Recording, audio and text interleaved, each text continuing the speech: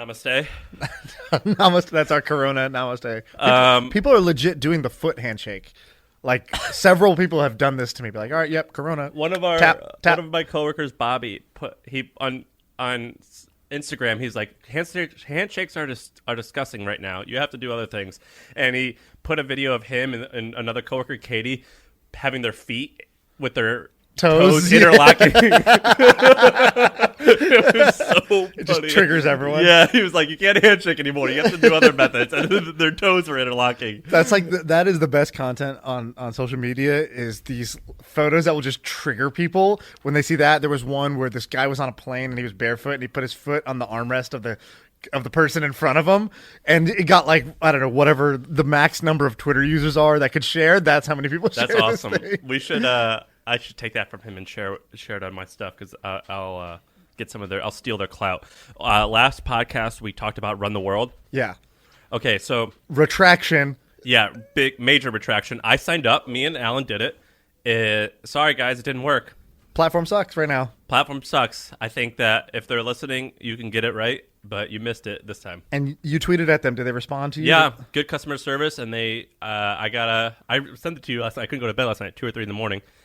They just screwed up. So it's just kind of buggy right now. Yeah. All right, that's unfortunate. We'll figure it out. We'll figure it out. We'll try another one at some point. But we definitely did it. Unfortunately, it didn't work. Yeah. Is there any... Okay, so we can get... Other updates. How about Henry with the microphone? Talking to that... Get that smooth voice, that Barry Manilow voice on here. What's up, guys? I'm Henry. Oh, man, look at that. On the pod. New fan favorite. That's awesome. Jamie of from the Joe Rogan Experience for this podcast. Powerful young Henry. But he is leaving.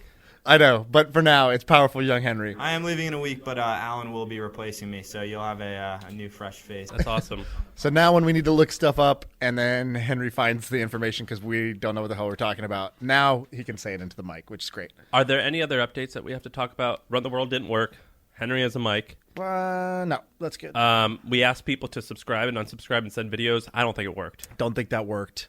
But podcast is growing anyways, so I feel happy. We're up, I think, 55% since last month. Which is awesome. Solid and so growth. If you are listening to this, you don't have to do much. Just share this with a friend, and you could tag either of us on Twitter, and I'll for sure reply. Sean will he will, and he might. I may or may not reply. But here's the thing. I was on my way over here today, and I like to get in the mood. Like, I like to prime the pump. I was like, all right, what should I listen to that's going to get the ideas flowing, get the wheels turning, so that when I come in here, my brain is already firing. There's no podcast to listen to that's like this, dude. I hate to say it. There's no other podcast that does this where it's like there's a lot of good podcasts where it's great storytelling, great interviews, but nobody is playing mental hopscotch with ideas, and so I couldn't get anything to get me going. But that's a good sign for us. When I wasn't here, Stu did it, and I listened to it, and I loved it, and I loved the notes even more. Right. I loved the notes. I had no idea about the whole Christian tithing business. Awesome, and that's when I know it's good because I typically hate anything I'm involved in. And how about the guy who's doing the tithing business? Oh yes, a guy messaged us. It sounds like he was English. He must be in England. He's in the UK. And he's basically so his thing was we didn't give him the idea. The background. So the background is we were talking about me and Stu were talking about religion tech, church tech. And one of the ideas that came up, or one of the things I told him, I said somebody had reached out and said, "Give me 3 months. I'm going to be on the podcast because I'm going to build this thing. It's badass. You guys should know. You're talking about church tech. There's this company that does digital tithing. It's called PushPay. It's big. 4 billion processed, 98 million in revenue. There's another one called Tidely." And he's like, "But they're not big in the UK or Europe right now. I'm going to build it in the UK and Europe." And in the Facebook group, which we'll put the link in the show notes, he's providing these video updates. So he posted his first video update. I don't know if you saw it, where he's like, "I got 23 customers, churches who are interested in doing this, including one that runs 2,000 churches." And he's young. And he's a young guy. He's a smart guy. And he's like, "Look, here's how I came up with this idea, and I'm doing it. I'm going to provide video updates every week in this thing." And I love when people share their work. I love when people work in public. I think it's an extremely underrated thing to do. And every time you do it, you get this army of people who are rooting for you and opening up doors for you as you go. completely agree. And it keeps you accountable, which is I'm good. excited to see what he's going to do. Hopefully his next video is a little shorter. Yeah, this one was like 6 minutes. 8 minutes. I watched 2 of the 8, but I got it. enjoyed all 2 that I watched. I like that guy. I guess we should put Abreu's. I think that's how you say his name. Abreu. Maybe? Abreu. Yeah. We should put his show notes in the description. Yeah. Yeah, absolutely. This guy is a listener. He just makes these great notes. We don't know him. I mean, I met him recently. He called me a little bitch when I first met him. That's what he did. Just to shock you or what? Well, I met him and he goes, "Hey, why don't you follow me on Twitter?" I was like, "I don't know. I'm sorry." And he goes, "Just stop being a little bitch and follow me." That's one of the first things he said when I met him. I was like, "Nice to meet you." So kudos to that guy for whatever you want to give him. I had this being bold. blog post. I used to try to blog about business back in the day when we were doing our very first startup right out of college. And none of my posts got read by anybody. Nobody cared. But one post went semi-viral, and it was called The First to Curse Advantage. And basically I was saying how in a meeting, the first person who uses a curse word sort of establishes himself as the person who just doesn't give a fuck about the they put themselves in a position of power. Right. And it also builds a different level of rapport because you're obviously using informal language with somebody else. And you're demonstrating that you're not seeking their approval in a way. And so I always, in meetings, I do this. I try to be the first to curse in a meeting. But can I say, I don't love that. And I'm like... Because you don't like cursing in general? Or? No, I mean, I actually, when I hear myself curse, I'm like, man, I sound kind of trashy. I agree. I don't like when I hear myself do it. And I think I do it too much. But I've noticed in meetings, it changes the dynamic like instantly. And for better or for worse. But I think there's a difference between being crude and being cursing, actually. So, like, saying bitch, I fucking hate. Right. Oh, my God. Did you just hear that? That wasn't on purpose. So, I don't like when people say that. I don't... quick story before we get into this. I got married in September. Yeah. And I got married at a Catholic church, and you got to go meet with the priest ahead of time. And I was really nervous because I'm not practicing. I don't go to church. But the whole wedding was... They have to approve it, and the whole wedding was on the line, right? So I had to like be a good Catholic or at least appear like one. And I remember I was sitting there, and the priest was asking me and my future wife, about like, so do you guys agree on children? What do you think about birth control? All this stuff or whatever he was asking, and I would just say whatever I thought had to be the right answer. I was very nervous. I was like, yes, sir. Yes, we go to church 3 times. Like I just said everything, and then my phone rings, and I was so nervous. I go, oh fuck, sorry. It went really loud, and then he looked at me, and I was like, "Shit, my bad. I didn't mean to cuss." And I was so embarrassed and mortified. That's amazing. Yeah, but he let it go. He let it go. Good guy. Yeah, he let it go. And then I made a joke about how asked him what school he went to, and he said he had a lot of student debt, and he said, he's like, yeah, but the Is church, he a young guy, like in his 30s or maybe Okay. late 30s, and he said, but the church pays for it, and I made like a joke like, so that's why you joined, and he didn't. He didn't appreciate that. He didn't like that. You want to get into it? Yeah, let's get into it. Can you make that bigger? Curly girl hair. So you guys in Trends did a post about the natural hair movement. Yeah, that's a big thing, and mixed race and black women. And so talk a little bit about what was in the report, and then I'll tell you sort of what I've seen separate from that. It sounds like you're more interested in it. You tell me what was Okay. in it. All right. So I'll start with so my sister-in-law has super curly hair. And if you've never seen Sean, he's Indian. I'm Indian, and she's Indian, and she's got super curly hair. And curly hair takes a lot of maintenance, right? Like, gets humid, boom, it's frizzy, and you have, like, there's this episode of Friends where Monica's hair is like an afro. That happens, or it's flat, or you want to straighten it, or whatever. It's a lot of maintenance of curly hair. And so she was telling me, she's like, yeah, I downloaded this, like, I joined this thing, I bought this PDF that's called the Curly Girl Guide or something like that. And it's his method to like taming your hair and getting, because I told her, I was like, your hair looks great nowadays. Like, what have you been doing? And I just thought she would say like, oh, I use this other product. She's like, no, there's like a 12-step process Is I'm this doing just for every Indian night. women?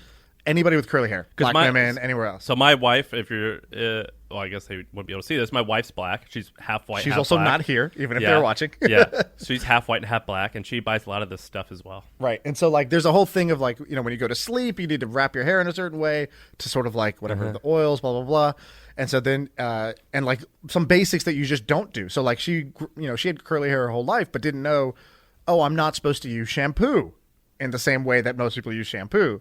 And so she was telling me about some of these differences. Anyways, opportunity, I was like, I like these businesses where you could put out content and information that just helps people, and then sort of on the back end sell the kit.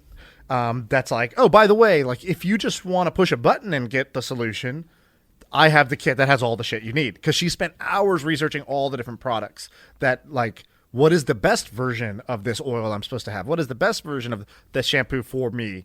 And so anyways, I think there's an opportunity to do this curly girl hair kit because there's this huge number of women that have curly hair.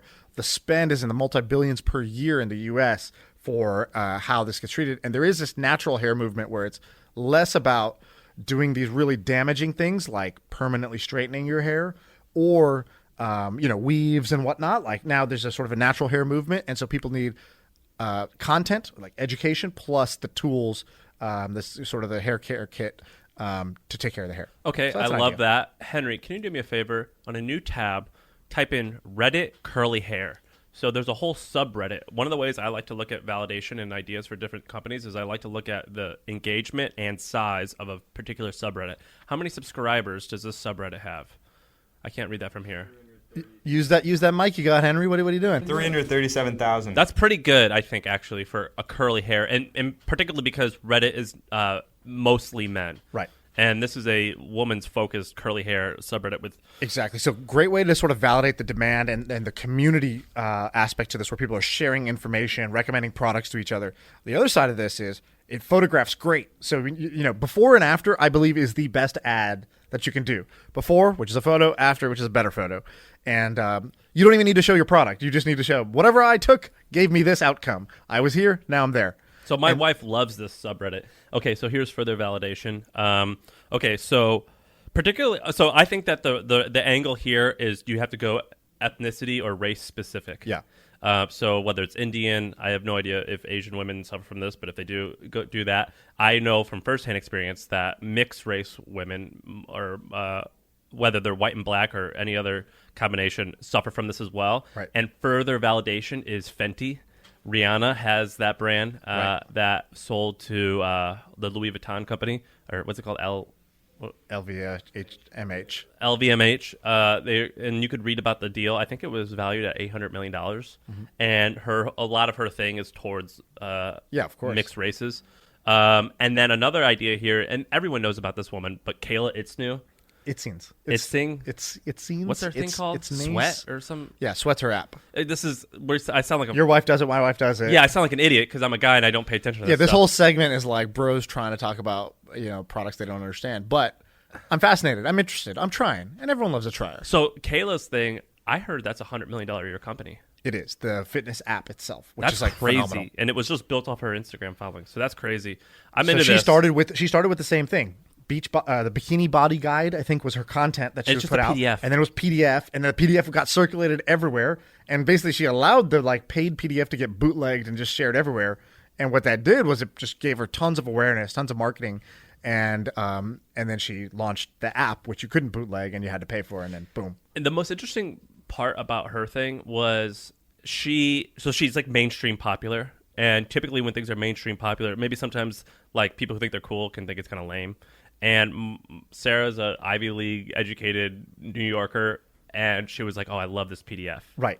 And so she has access to all types of interesting things, and she still uses it. And I thought that was amazing that people really respected and liked it. Yeah, she comes across very well. If you've ever seen her content, she's not like she's not hateable. Like she doesn't come across as hateable. I thought that's cool. And last thing, Diva Curl. Have you heard of Diva Curl? I have not. No. Another mixed race shampoo.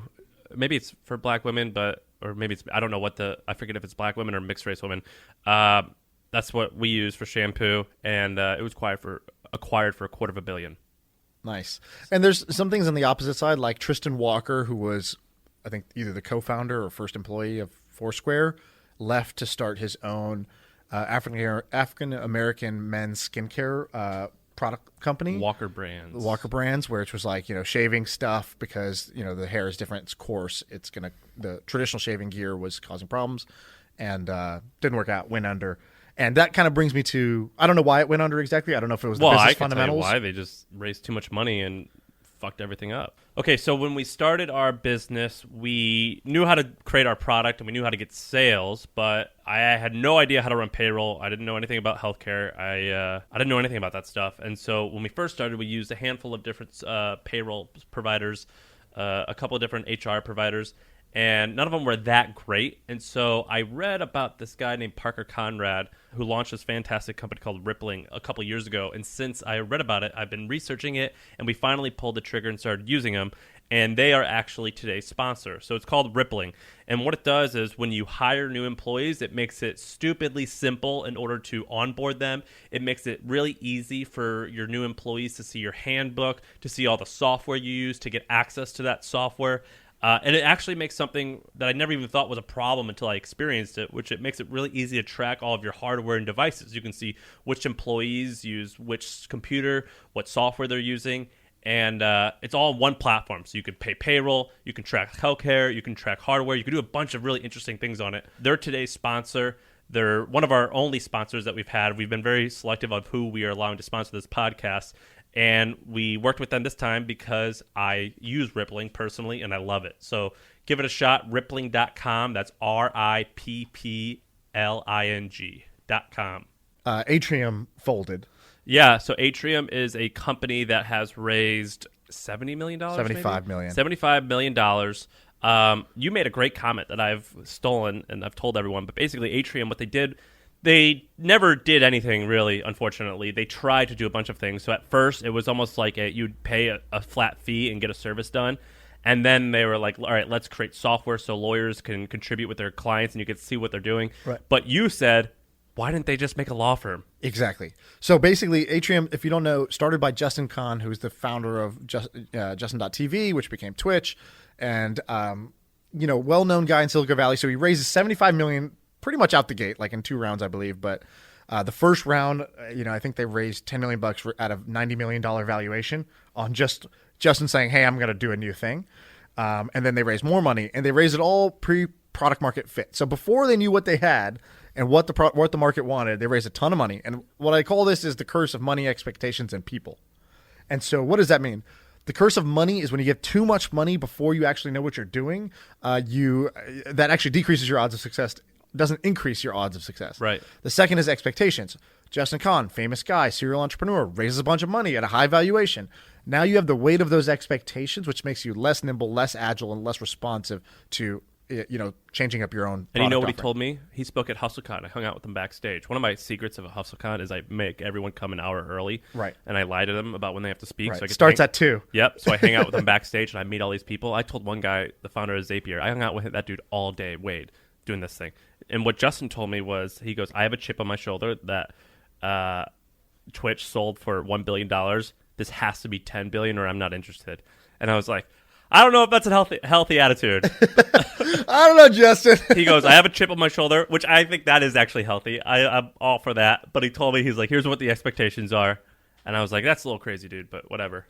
Yeah, that is a little crazy. And the last one is just the curse of money, expectations, and people. And people is when you have all this money and you have all these expectations, you start hiring a bunch of people. So they laid off 100 people. I think 200. Why do they even have 100 or 200 people? And they were lawyer type. I mean, these people cost a lot. Right. And so before you have product market fit, you want to have as few people as possible. You want to have as sort of lightweight expectations. You want to be extremely nimble and agile. So they tried to do a hybrid. Like you said, I went to one. So one thing they did really well was Justin leveraged what he had. Leverage your assets, right? So his asset was he's got a name in the tech community. So here's what he did. He first, when he raised money, he raised from a bunch of VCs because he knew, well, they have companies. They're going to send their client. They're going to send those are my future clients. And I love what you're about to say now. I think that's even better. And so I don't know if you know, but so I'm talking about these weekend things he hosted. Yep. Yeah. So did you go to one? Nope. So I went to I one of almost these. went to a few. So he basically said, cool, weekend workshop. Justin Kahn is going to do an Atrium Academy workshop on the weekend. And I don't remember what the promise was. I think it was like how to raise money for your company. And so I went to one of them because I wanted to see what was up. And it's a kind of an all-day thing. And At he's talented at the Atrium office, and Justin's a very charismatic, magnetic speaker. Yep. And so he starts telling the Atrium stories, like, when we started this company, and he's like, one of the things about I always thought, he's like, I became an involuntary power user of legal services. I love that phrase. He's like, because, when we were selling Twitch for $1 billion, we needed a bunch of lawyers. And when I did this other thing we raised money for, I needed a bunch of lawyers. And I do all these investments and I need a bunch of lawyers. So I just realized, man, the legal system sucks. And everyone's nodding their head. And he's like, it's weird that you don't know the price of something. They bill you by the hour, so they're incentivized to spend as much time and bill you as much as they can. You want it fast, and you want to know your price. We're like, yeah, you're right, Justin. I do want that. And he's like, the second thing is, he's like, why? I looked into it. Why isn't there a competitor? No. The second one was, he's like, I was having dinner with my friend who's a lawyer, and I asked her, what do you guys use for project management? She's like, what do you mean? He's like, do you use Trello or Asana? And she's like, I don't know what those words are. He's like, lawyers don't use anything for their project management. Isn't that crazy? We're like, yeah, that's crazy. Last one, he's like, so then I was like, why doesn't somebody start a competitor? He's like, I realized there's some legislation that says you can't start a law firm. And I'm going to butcher what the actual legal problem was, but there was a rule. You cannot start a law firm unless you're a lawyer and unless you've been a lawyer for a certain amount of time or whatever it was. He's like, so that's why no outsider has done this. But luckily, we found a loophole that let us start this law firm. So we're one of the only new law firms that started not by these people. And by the end of it, you're like, dude, take my money. I want to invest in your thing. Your impression of Justin Kahn is so condescending and so funny. I don't mean it that way. I was impressed. I'm trying to say he told this story and I was eating it up. And so I was like, this is amazing. This whole workshop was amazing. He brought in his friends who were giving advice, and they were fucking awesome. They were so good at giving advice. And so anyways, by the end of it, and he gives me advice, he was just like, because we were building on the Twitch platform with like a Twitch sort of like the streaming app thing. And he was like, yeah, we thought about doing that, and we don't think it's valuable. I don't think your thing's going to be valuable. And he was pretty much right. We had to pivot. And so anyways, by the end of this, I was like, this was an amazing way to acquire customers. I agree. And that's my long-winded way of saying he used his assets. He did these workshops. It's not a scalable thing, but man, I don't like when you say won that. people over. I think you're so wrong. What, when you say that it's it's not a not scalable scalable? thing. First of all, you don't need that many customers for this thing to make a very large and He could have meaningful. got 100 clients easily within a couple months. Yeah, and I hate when people say that. They go, this isn't scalable. They'll talk about agencies, and they'll say, it's not scalable. It's like, what are you talking about? Some agencies have 20,000 people. That seems like it's scaled to me, perfectly fine. I do think those are scalable, actually. It depends, right? If you're a product that needs thousands and thousands of customers, then doing workshops with 20 people at a time is not going to get you there. So it's not scalable in that sense. So you want to hear a cool story about that? The founder of Pandora, his name's Tim Westergen. I went and met with him. When I went and met with him, we went out to lunch, and he's like, oh, I forgot to do something. Can you walk with me? And I walk with him, and then we go, and he goes, I got to get a haircut. And so I just sit next to him, and this guy's worth probably $600 million. We go to Supercuts. Right. And he gets a haircut for $12, and we're sitting there in the barbershop. It's on a Tuesday at 1. No one's there. And he's telling me this story. I go, what did you used to do? How'd you grow Pandora? He goes, here's what I would do. Monday through Thursday, he goes, I had a COO who ran the company. He goes, this was I think it was a little bit before social media was around. He said, I would email people, and I would say, I'm going to be at this library in New York at this time. Any Pandora users in the area, come and talk to me. And he said he did that for 4 years. And he goes, here's the first one I did. And he showed me a picture of him at a coffee shop. He goes, 2 people showed up. And he goes, here's the last one I did. And he showed me a picture, and it was at the library, and there was 2,000 or 3,000 people there. He goes, I would do that Monday to Thursday. I did meetups everywhere. All I did was travel, and I did it for years. And it worked out. He goes, I was like, did it work? He goes, every time I did it, he goes, it would take a little while. But after a couple years of doing it, I would go to the South, or I'd go to Atlanta, and we would see more advertisers come. So it was just like, he goes, it worked out perfectly. Right.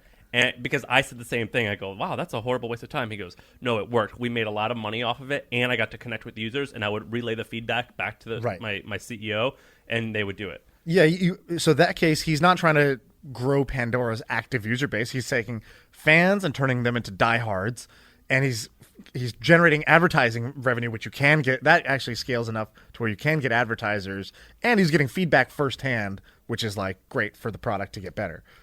That's a dope story. It's a dope story. I love that story. There's a clip Related to that, by the way. There's there's probably like 10 blog posts that matter the most if you're going to do a startup. One of them is the Paul Graham essay, Do Things That Don't Scale, where he's talking about with Airbnb early on. And if you're kind of in the startup world, just fast forward 30 seconds. But if you're not, you'll like the story if you haven't heard it. So Airbnb is in Y Combinator. They're struggling. Airbnb is not really working. They have like, I don't know, 20 customers or something low. And they go into Paul Graham's office. He's the advisor from Y Combinator. And he's like, okay, so tell me how it's going. And they're like, well, it's small and not really growing. And he's like, okay, but tell me, what have you learned from your customers? You've been out there. What did you learn? And they're like, well, most of our customers are in New York, and they're putting their apartments up. He's like, they're in New York? They're like, yeah. Like, most of your customers are in New York? He's like, yeah. He's like, what are you doing here? Like, go to New York. You need to go to New York now. And like, why are you in San Francisco if your customers are in New York? So he sent them over there. And what they did, which is something that nobody else was doing, was if you ever saw an apartment listing before, the photos looked like shit because it would be somebody on their crappy mobile phone at that time taking a photo of a dirty apartment and listing it for rent. And so it was like the worst sales pitch. And so they started themselves going in. They said, hey, can we send up, they would tell their customers, hey, we want to do professional photos of your place. It increases bookings by 40%. Are you open to that? And then they would show up as the professional photographer and be like, hey, by the way, I'm the founder. And they would take photos, and that Airbnb listing started to look great. And everyone told them this won't scale. And they also thought this won't scale. And to an extent, it did, because even now today, there's a sort of fleet of photographers that will come and take photos of your place to list it because it was just that important. And they found a way to make it scale. I think that's a great story. Another thing that shocks people is I think even if you have hundreds of thousands of users, maybe as high as millions, you could really, I've done this with us. I will just call and talk. I only need to talk to about 10 people. Right. And I can see the pattern that represents tens of thousands or hundreds of thousands of people. Right. You could just tell. So like what you could do is A/B test shit and wait. If you're just starting, it's not gonna be significant. And that could work fine. If you just call 10 people, you really get the information you need. Totally. I was talking to Emmett. So Emmett's the CEO of Twitch where I'm working, and being at a big company has all these different weird things that aren't really related to my core interest, which is startups. So I ask Emmett all the time, just tell me about the early days. And so I asked him, I said, hey, when you guys were pivoting from Justin TV to Twitch, was that obvious? He's like, no, dude, at Justin TV, like less than 2% of the watch time was on video games. It wasn't obvious that this was the thing to do. He's like, I just liked it, and I thought there was an option. And he goes, and then I talked to a bunch of customers, and I said, do you have your notes from that? And he's like, yeah, I do. And so he sent me his notes from the initial conversations he had with all these streamers, all these customers. Can we publish those? No, I don't, probably not. But I was reading through them, and it was fascinating. So first lesson was just go ask the founder or CEO about the early days. I bet you they have a bunch of resources that are awesome. Like he sent me the old pitch decks and stuff like that. I think I sent you one slide, which was my favorite slide. The title of the slide, because it was a progress update for their early investors. Yeah, and it just said, we're like a bulldozer in a field full of flowers. And then it was a list of all the shit they got done that month. And I was like, this attitude, like if I said that today at Twitch, it would be like, what is this maniac saying? Like, why is your slide so aggressive? But that's how they were early on. So then he had all these notes of his customer conversations. And he always tells everybody at Twitch, he's like, go talk to people. By the 6th conversation, you'll hear the same thing over and over again. It takes 6 phone calls basically to figure out the pattern. And by the 6th one, you'll know, and you won't even want to do 50 conversations. You'll be like, all right, I can predict what this person's going to say before they even say it after 6. That's awesome. I think we just got ourselves another clip. Clip it. What do you want to? First of all, share that deck with me again, and also ask him if we can make that public. Yeah, I will ask him actually because it's pretty cool. What do you want to get? What do you want to do? The one thing I can share out of that, by the way, he asked 3 questions. He's like, I said, customer interviews, is there a whole skill set to learn? He goes, no, dude, I asked 3 questions. I said, what do you like about your current platform? What do you dislike about your current platform? And what will it take to get you to switch to Twitch? And that's what he asked every single customer. And then he just heard the common things, and he would build it, and he'd go back to me and said, you told me this is what it would take for you to switch. 2 weeks later, here it is. Are you ready? And then sometimes they're like, no, still. He's like, okay, cool. What's next? And he would just like keep doing that. 3 questions. That's badass. Just to wrap that up, if you want to learn about this stuff, I think the best book I've ever read on this is called The Mom Test. Yeah, I love that. Jack recommended me that book. Yep. It's fantastic. Too. It's the best thing. Tiny book, too. Like, it's a long blog post. 50 pages or something. Yeah. That book, in terms of your business life, it might change. Yeah, The Mom Test. Okay, so there was this great write-up in the Trends Facebook group by this guy, Morgan, or girl Morgan, I'm not sure exactly, but Morgan Key.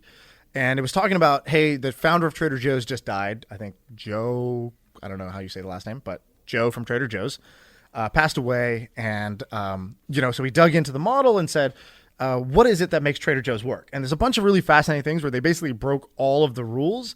And I thought it was just like a great example of of like, when you want to do something different or you want to like make a splash in an industry, like it pays to just change a bunch of the rules. So some of the things that they do differently. So let's go through the rules. So most grocery stores have a ton of SKUs. They're like, oh, people want all the options. We got to carry everything that people ask for.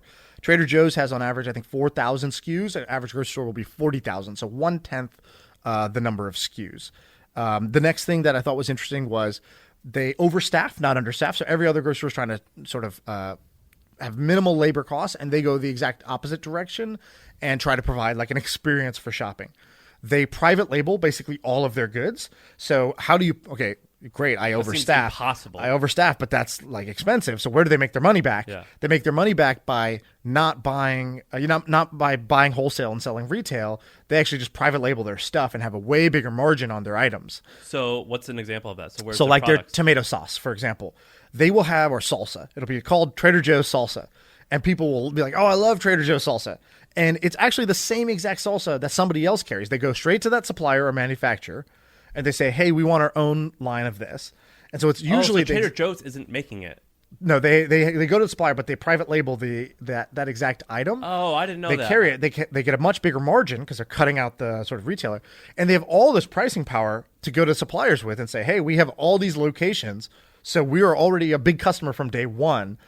We want you to give us our own brand of popcorn, fantastic. our own brand of this, our own brand of that. And then on the other side, that makes customers love it because people will get addicted to this and they think, oh, that chocolate covered pretzel I loved, I can only get it at Trader Joe's.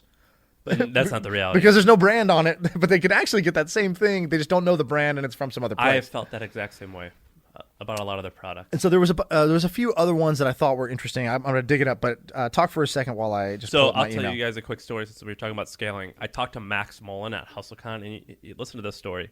He told me that when they first started Instacart. Who's Max Mullen? Max Mullen started Instacart. Okay. He goes, our first store was Trader Joe's, and they wouldn't let us go in there, and they wouldn't give us all their inventory. He goes, it cost $25,000. I bought everything in the store. We brought it to an apartment. Took a photo of it. Took pictures of every single thing. I love it. And it was $25,000. He goes, one of everything was about $25,000. And he did that with Whole Foods and then 5 other stores. That's amazing. Okay, a couple other points that Morgan brought up. So no data collection. So they're not collecting data on their customers. Yeah, they don't ask for your cell They don't phone. do sales, coupons, loyalty, or advertising. The biggest expense, so their marketing is samples in the store. So they go above and beyond on samples and don't do a whole bunch of other promotional stuff. They expanded very slowly. So they have about 500 locations after 50 years. And so they really went sort of slow and steady with their growth, sort of like a In-N-Out or whatever. And are they owned by someone at the moment? Private company. I don't think they got bought by a private. I think it's literally like owned by the original whoever's. There's a couple people involved. And so in the end, their earnings per square foot in their store. So they'll earn $2,000 per square foot revenue. And like Whole Foods would do 1.2 K, and then Walmart will do 600K. So they're way more profitable per square foot way more revenue per square foot because of these different changes they made to the standard model of a store. I dig that. We should. I don't know why we didn't. We should publish that. I think it's a $10 billion company overall. I thought they were owned by Aldi's for some reason. You might be right. I don't know on that. But shout out to Morgan. I thought this was a great breakdown. Love it. Do more of that in the groups. We love this stuff, and we'll share the information because, more people need to learn from this stuff. So that's actually an interesting take, which is what are the interesting components that make something special? So we're doing this thing that we're going to publish on Tuesday on hotels, and I thought that was really interesting. And so it's not live yet, so I haven't been able to read all of it. But basically, a lot of the largest hotel chains, what they do is they don't actually own the property. Sometimes they own the property, but it's all franchised. Yeah. And so 90% of their money is made via franchising. Hilton's, Marriott's, whatever. Yeah, I had no idea. Yeah. And so that's one of like the secret sauces, which is you have to do franchising, and it's really expensive. Like could be $10 million to start a Marriott franchise. Right. Very expensive. That's not that expensive. 10,000? That's cheap for a Sorry, franchise. I said 10 million. Oh, 10 million. Okay. Like it could be millions of dollars. Okay, yeah, that's a lot. It's crazy. And so what we've been doing on Trends and what I've always loved doing, which is what's like the thing that makes something special. What makes it tick? Yeah. So for example, with software, typically it's just what makes a great software business is like I'm just riffing here, but I'd have to find the exact numbers, but it's like is the annual revenue per customer at least $5,000? Can you make it so churn is only 4% a month? And then there's probably only one or two more rules, but it's usually churn, and can it be at least $5,000 a year For a SaaS business you're talking about. Yeah, and so I love seeing those like. Yeah, so what investors do is they see so many deals and they talk to so many founders, and they do this for a number of years. They get to see how these play out. They start to do what they call pattern recognition, which has pros and cons. The pros is great. You can recognize a good thing when it's a good thing. The con is if you're trying to make everything fit your pattern, you'll miss the outliers, and that's a big issue. But it's still a tool in your tool belt that you should have. So I feel like this should not just be investors that do this. This should be entrepreneurs as well. So you should be looking at different businesses, industries, breaking them down, listening to podcasts like this or others, and trying to identify the patterns and commonalities and try to characterize, okay, what made that business tick? What made this have a different outcome than that? What are the sort of minimum requirements on, let's say, churn or customer value for a SaaS business to work? And start to get these rules of thumb or like kind of common patterns in place in your brain. Yeah, and what I've been trying to do is figure out those on all types of things. Yeah. And that's been exciting. You want to do one more? Yeah, let's do one more. So there's this thing called Thinks, THNKS. Wait, where's that on here? It's just right in the middle.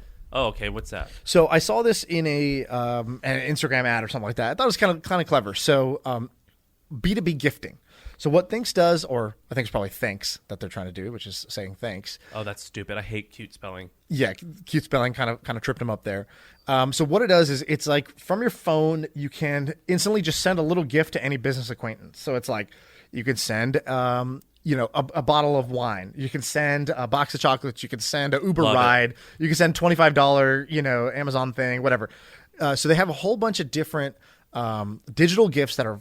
It just looked in the ad. It looked frictionless of like how easy this would be to just send this little thank you to everyone. So for someone like you guys have advertisers. We have guests that come on the podcast, and I know I would love to send them gifts. I know that I should. I know these little things go a long way, even though it just seems like they shouldn't. But I don't take the time to do it.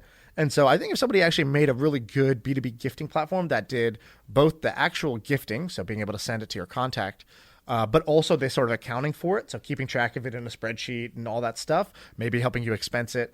I think that could be a big business. I think a lot of salespeople would use this. I totally agree. The way, what do you point? Did he do that?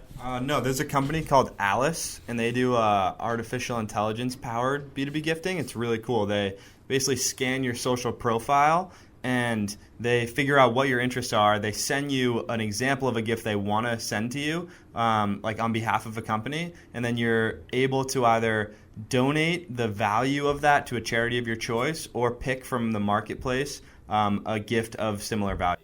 That's badass. I like that. What I would do one or two things. The first thing that I would do is, I think the way that I would set this up is I would make it pretty heavy on Slack or integrate with Salesforce. So we've built a couple Salesforce plugins that we love, and other people have asked us to give it to them. What's an example of one?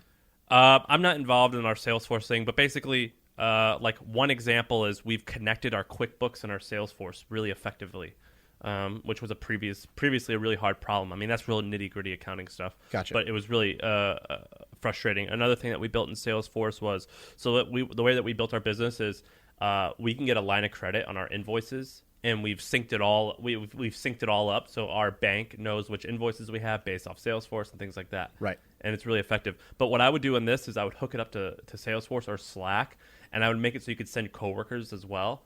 And basically, the boss puts your credit card down, and he allocates it or she allocates it, so every employee gets automatically like some number of $10 to $200 a month. Right. And you can like type in like send Henry a gift at San Francisco office. Right. And like, for example, I buy gift cards for people all the time where someone has done something really cool, or like Edie was saying her car's, I don't know, if her car's messed up, I'd be like, send Edie $100 Uber gift card. Right.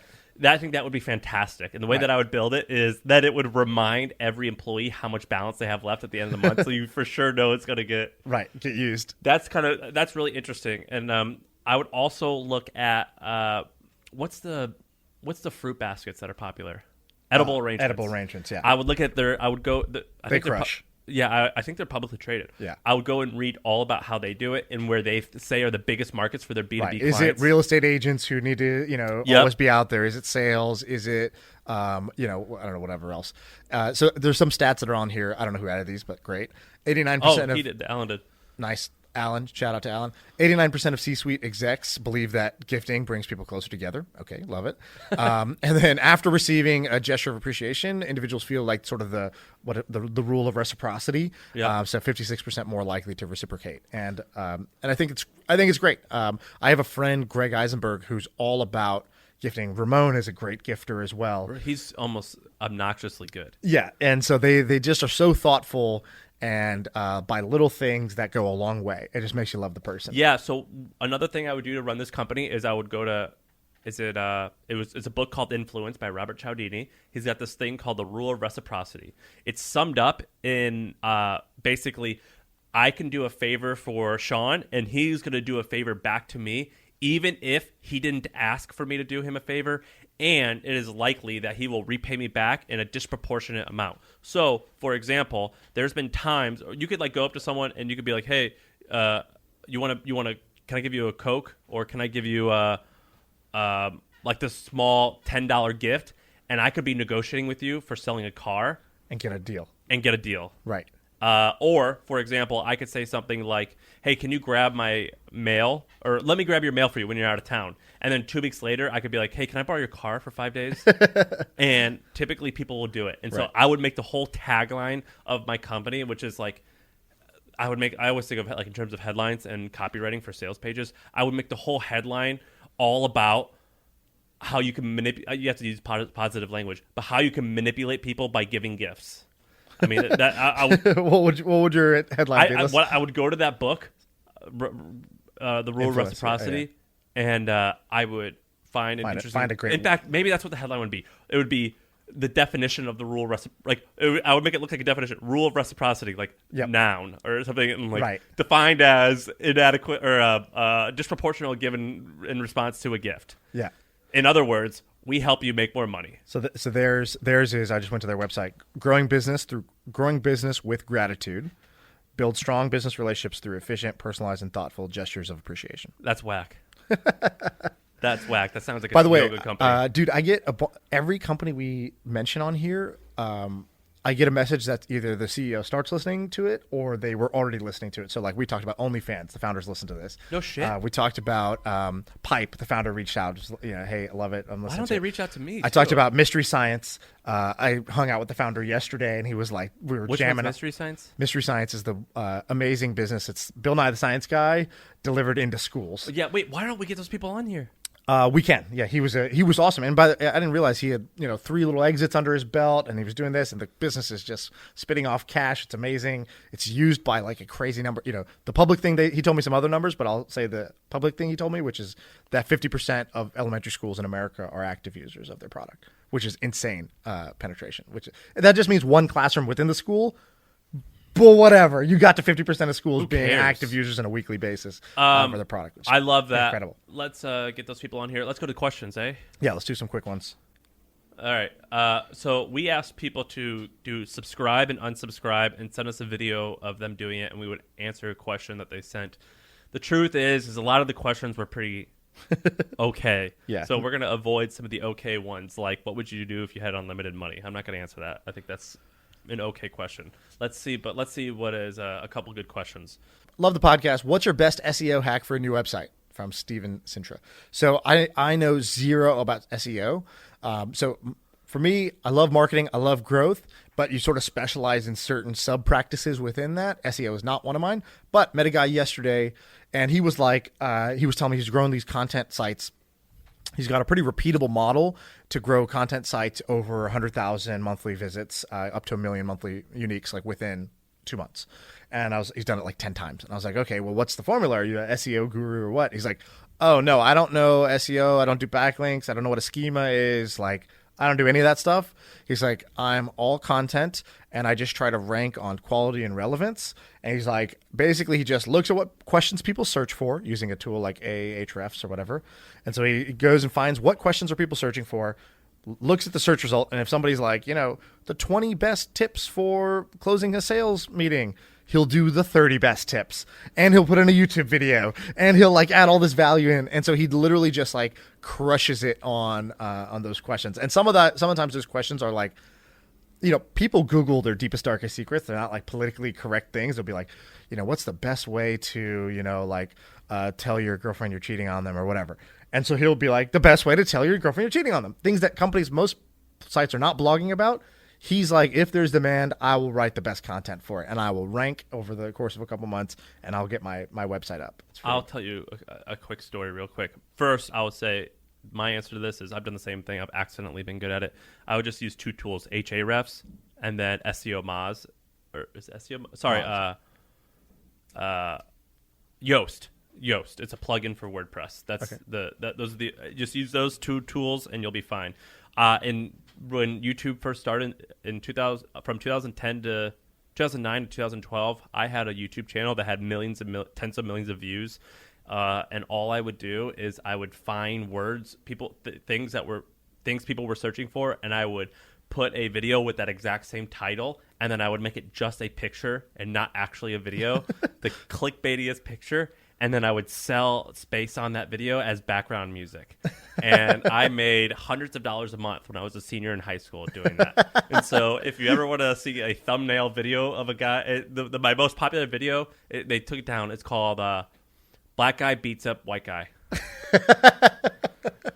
So people were searching for that. Oh, yeah. Oh, man. And you could just type in, and what you could do is you could just type in the word white, and it would autofill, or type in the word like fight.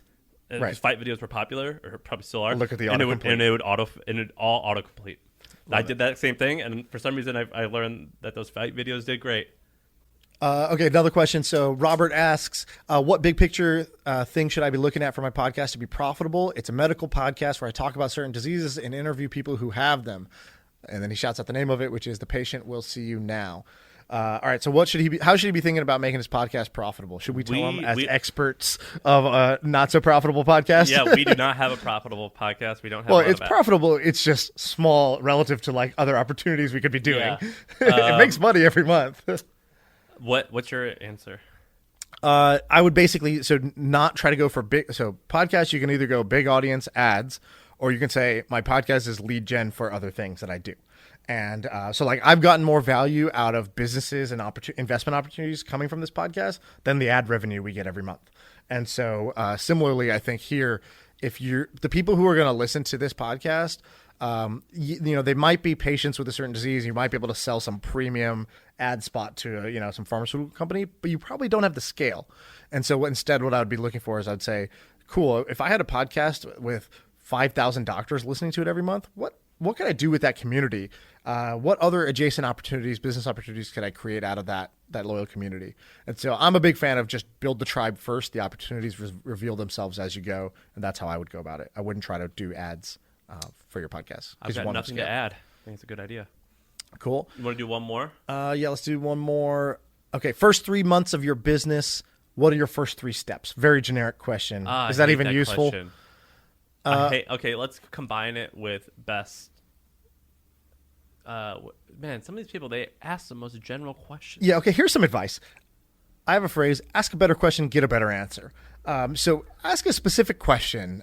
Don't ask in the first 3 months of a business, what are your first 3 steps? It's like saying what art is good. Right. Or how do love you? Like Yeah. what?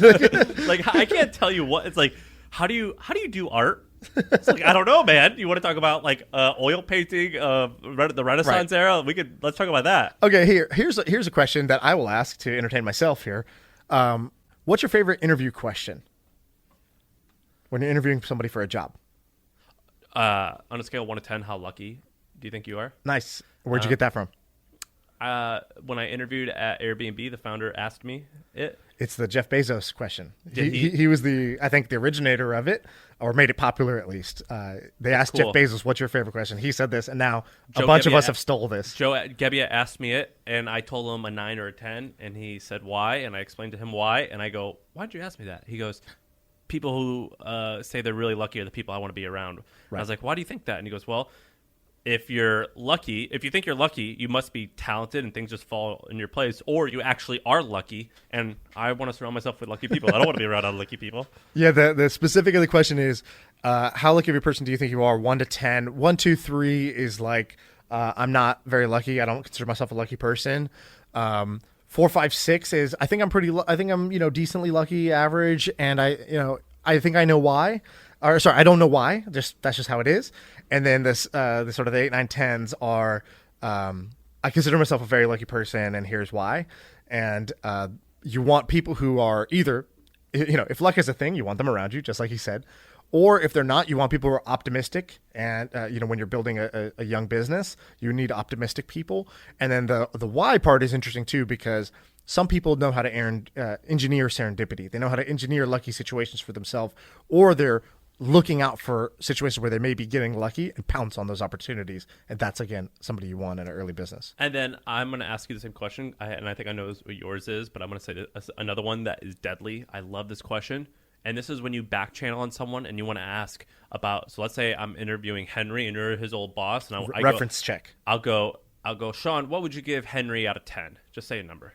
I'll give Henry a 7. Okay. And you're going to give him a 7 because you don't want to completely shit on him, but right. You also want to be realistic. And so I would say, okay, well, what can he do to get the remaining 3 points?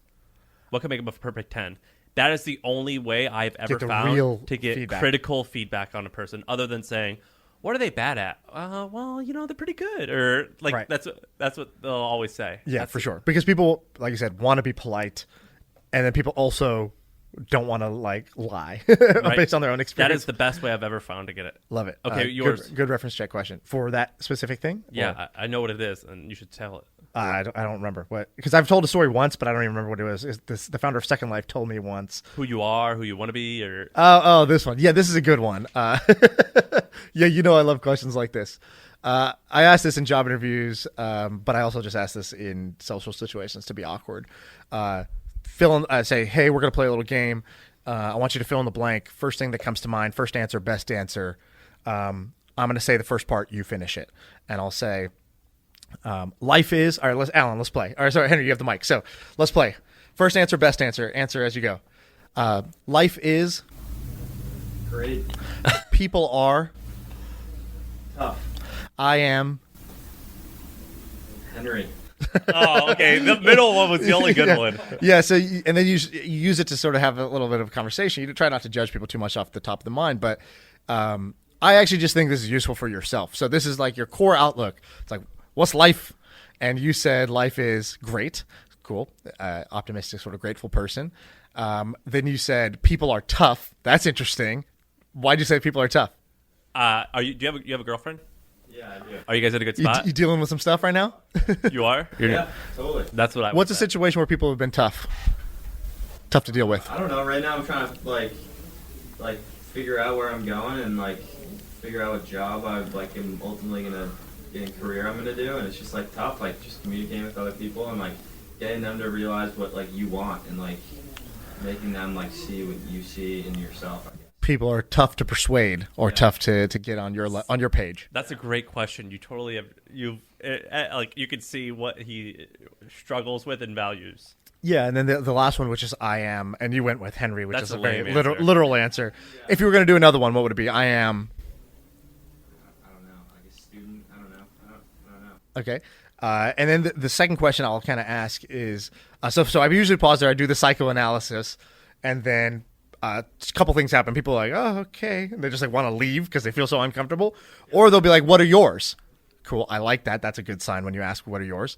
And then I'll tell them mine, and then they'll do the same thing back to me. And the last question is I tell them, I said, one thing I did was I did those answers top of mind, and I didn't really like what I said. And then I just reassessed it. I was like, what do I think the answer should be for me? What do I want my answers to be? What do I want my outlook of life, people, and myself to be? Right? What do I want my mental model to be? And then I revised it. And then the best people come back a few days later, and they're like, hey, by the way, I came up with my own, and here's mine. And those are the people I'm like, I'm going to be friends with you for a long, long time because you're like me. You like to do this stuff. Clip. Cool. I think we're done, by the way. I got to call the the guy from Levels. I got to get my glucose monitor installed for the weight loss challenge. Oh, okay. We'll do an update on that. I didn't have to call him. I think we're supposed to. Huh. Okay. Well, You could join me on this call. Call click together. share. Or is that is there a button, like a share button? If there is, do it. Let's help us get more listeners. Thank you. Yeah, tell a friend. Bye.